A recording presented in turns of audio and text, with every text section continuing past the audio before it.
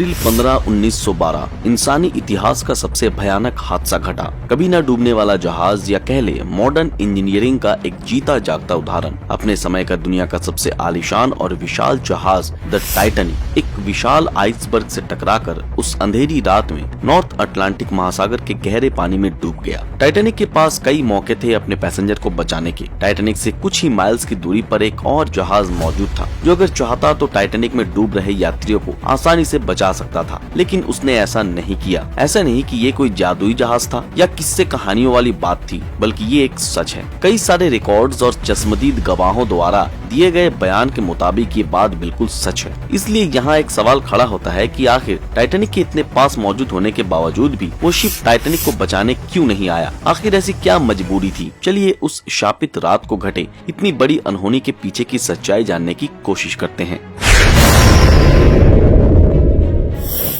रात के 11:30 बजे चांद घने काले बादलों के पीछे छुप गया था, जिस कारण चारों तरफ घना अंधेरा छाया था और विजिबिलिटी काफी खराब थी। वहीं टाइटैनिक पर सब कुछ बेहद शांत था। उधर कैप्टन की देखरेख में रेडियो ऑपरेटर टाइटैनिक के डेस्टिनेशन न्यूयॉर्क पोर्ट पर बैठे रेडियो ऑपरेटर के साथ संपर्क करने की कोशिश में लगा था। इसी बीच एक दूसरा कॉल आता है। उस अनोखे कॉल में दूसरे तरफ बैठा वो शख्स क्या कहना चाहता है ये साफ सुनाई नहीं दे रहा था। ऑपरेटर उसकी बात समझने में असमर्थ था और उसने उस अद्भुत शख्स को चिल्लाकर कॉल डिस्कनेक्ट करने को कहा। उसी रात 11:40 पर टाइटैनिक एक विशाल आइसबर्ग से टकराता है। ये टकराव इतना भयानक था कि टाइटैनिक के हल में छेद हो गया और पानी टाइटैनिक के लोअर डेक में तेजी से भरने लगा। इस वक्त तक टाइटैनिक पे मौजूद पैसेंजर्स को इस बात का जरा भी फिक्र नहीं था, क्योंकि वो जानते थे कि ये जहाज कभी डूबेगा ही नहीं। 20 मिनट के बाद रात के 12 बजे टाइटैनिक के क्रू मेंबर द्वारा रेडियो के माध्यम से आसपास मौजूद अन्य जहाजों को डिस्ट्रेस सिग्नल भेजा जाने लगा। कुछ लोगों को इस बात का अंदाजा हो चुका था कि बहुत बड़ी अनहोनी होने वाली है। इसके और 20 मिनट बाद यानी 12:20 पर टाइटैनिक से पहला लाइफ बोट को समंदर में उतारा गया।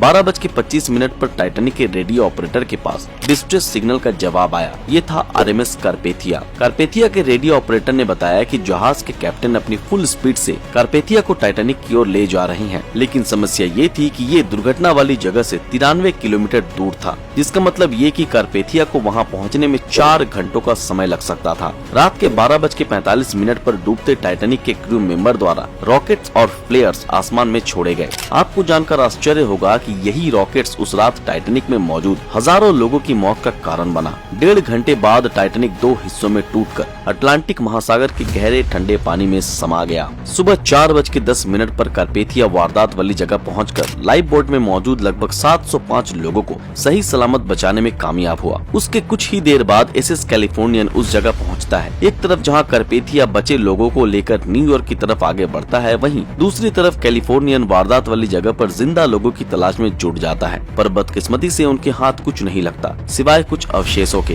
रिपोर्ट्स के मुताबिक कैलिफोर्नियन टाइटैनिक से महज कुछ ही माइल्स की दूरी पर था और अगर चाहता तो टाइटैनिक को बचाने आ सकता था, लेकिन उसने ऐसा नहीं किया। इसके कैप्टन स्टैनली लॉर्ड ने एक ऐसी गलती की जिसे शायद कभी माफ नहीं किया जा सकता। जब दुनिया को इसके बारे में पता चला तब पूरी दुनिया उनसे नफरत करने लगी। उन पर चार्जेस तो नहीं लगे, उन पर जांच कमेटी तो बैठी, पर उन्हें सजा नहीं सुनाई गई, परंतु उनका करियर बर्बाद हो गया, क्योंकि इस हादसे के बाद कोई भी शिप कंपनी उन्हें हायर करना नहीं चाहती थी। इतना सब कुछ होने के बावजूद भी उनका कहना था कि वो दोषी नहीं थे। अपने मौत के पहले क्षण तक कैप्टन लॉर्ड का यही कहना था कि उनकी गलती नहीं थी। अगर ये सच्चाई है तो आखिर ऐसे क्या अनहोनी हुई थी, ये जानने के लिए हमें उस रात कैलिफोर्नियन पर हो रहे घटनाओं की जांच करनी होगी। 14 अप्रैल की रात कैलिफोर्नियन नॉर्थ अटलांटिक महासागर में चुपचाप अपनी यात्रा कर रहा था। तभी जहाज एक ऐसे हिस्से में आकर पहुंच जाता है जहां चारों ओर समुद्र में बर्फ की चट्टानें मौजूद थी। रात के 10:10 पर कैप्टन लॉर्ड ने जहाज को रोकने का ऑर्डर दिया। ऐसे हालत में आगे बढ़ना खतरे से खाली नहीं।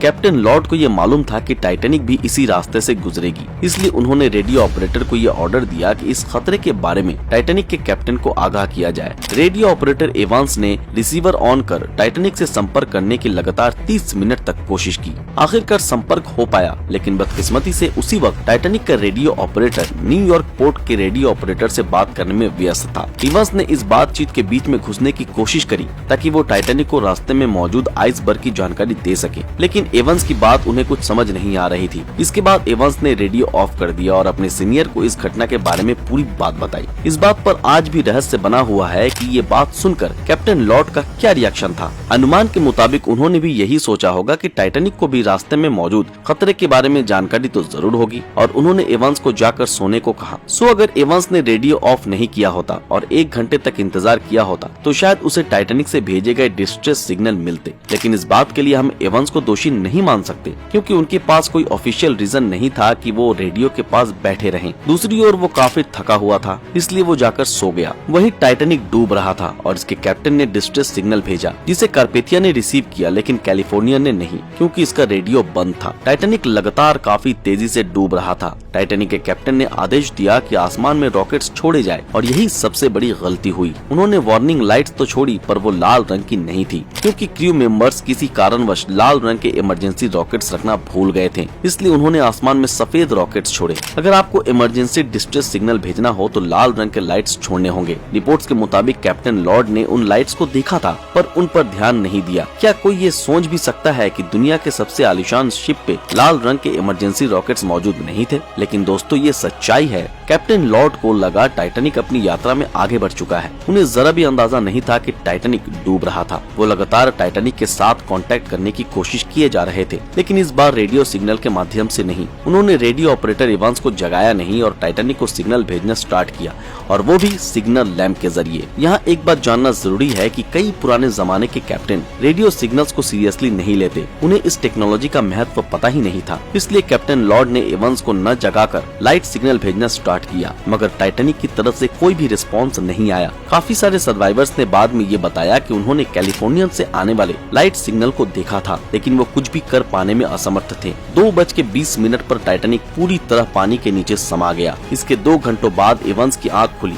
और वो सीधा रेडियो के पास गया। जैसे ही उसने रेडियो ऑन किया उसे इस दुर्घटना के बारे में सब कुछ मालूम पड़ा। उसने ये बात तुरंत कैप्टन लॉर्ड को बताई। उस समय कैलिफोर्नियन वारदात वाली जगह पर पहुंचने के लिए आगे बढ़ा। रास्ते में उसकी मुलाकात कार्पेथिया से हुई, जो हादसे में बचे लोगों को लेकर न्यूयॉर्क की ओर जा रहा था। कैलिफोर्नियन वारदात वाली जगह का चक्कर लगाने लगा इस उम्मीद में कि शायद कोई इंसान बचा हो, लेकिन उनके हाथ कुछ नहीं लगा सिवाय कुछ लाशों के और टाइटैनिक के टूटे मलबे के। इसके बाद कैलिफोर्नियन अपनी मंजिल तक पहुंच गया और ये खबर आग की तरह पूरी दुनिया में फैल गई कि ये वही जहाज है जो टाइटैनिक को बचा सकता था पर बचा नहीं पाया। कैप्टन लॉर्ड और उनके क्रू मेंबर के ऊपर कमेटी बिठाई गई। उन्होंने अपना पक्ष रखते हुए कहा, रास्ते में खतरा देखते हुए उन्होंने जहाज को रोकने का निर्णय लिया था, लेकिन आज भी कई लोग उनकी बात का यकीन नहीं करते और कई सर्वाइवर्स का तो ये तक कहना है कि उन्होंने कैलिफोर्नियन जहाज को टाइटैनिक के पास से गुजरते हुए देखा था। खैर जो भी हो, लेकिन जजेस ने उन्हें बेगुनाह करार दिया। 1962 जब कैप्टन स्टैनली लॉर्ड काफी बूढ़े हो चुके थे, तब उन्होंने एक रिपोर्टर को बुलाया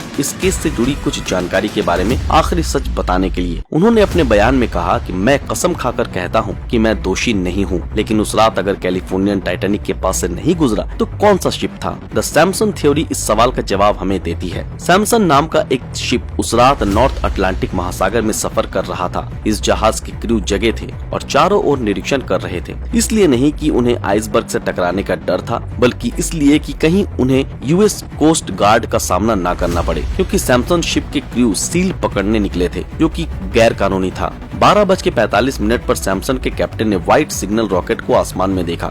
उन्हें और उनकी टीम को ये लगा कि ये जरूर यूएस कोस्ट गार्ड है, इसलिए वो डर कर सारे लाइट ऑफ कर वहाँ से भाग निकले। चारों तरफ घना अंधेरा था, इसलिए उन्होंने डूबते टाइटैनिक को नोटिस नहीं किया। जब वो आइसलैंड पहुँचे तब उन्हें इस हादसे की खबर मिली। बाद में जब सैमसन के क्रू मेंबर में से एक मेंबर के भतीजे ने जब अपने अंकल की डायरी में ये कहानी पढ़ी, तब उसे छापने का डिसीजन लिया और तब पूरी दुनिया को ये पता चला कि एक्चुअली में कैप्टन लॉर्ड दोषी नहीं थे, लेकिन दुर्भाग्यवश इसे सुनने के लिए वो जिंदा नहीं थे। लेकिन आज तक ये मालूम नहीं चल पाया है कि असल में इस कहानी का दोषी कौन था। 2 जहाज जो टाइटैनिक के इतने करीब थे, अगर चाहते तो टाइटैनिक की मदद कर सकते थे, लेकिन उन्हें ये पता नहीं चल पाया कि आखिर टाइटैनिक को चाहिए क्या। गाइस, आपकी इस बारे में क्या राय है हमें कमेंट में जरूर बताएं। दोस्तों, आज का ये वीडियो आप लोगों को कैसा लगा हमें कमेंट में जरूर बताएं। अगर ये वीडियो आप लोगों को पसंद आए तो इस वीडियो को लाइक और ज्यादा से ज्यादा शेयर जरूर करें। अगर आप हमारे इस चैनल पर नए हैं तो हमारे चैनल को सब्सक्राइब करके बेल आइकन ऑन कर दें, और जिन लोगों ने हमारे फेसबुक और इंस्टाग्राम पेज को अभी तक फॉलो नहीं किया है वो तुरंत फॉलो कर दें। तो फिर मिलते हैं आपके साथ अगले वीडियो में, तब तक के लिए अलविदा।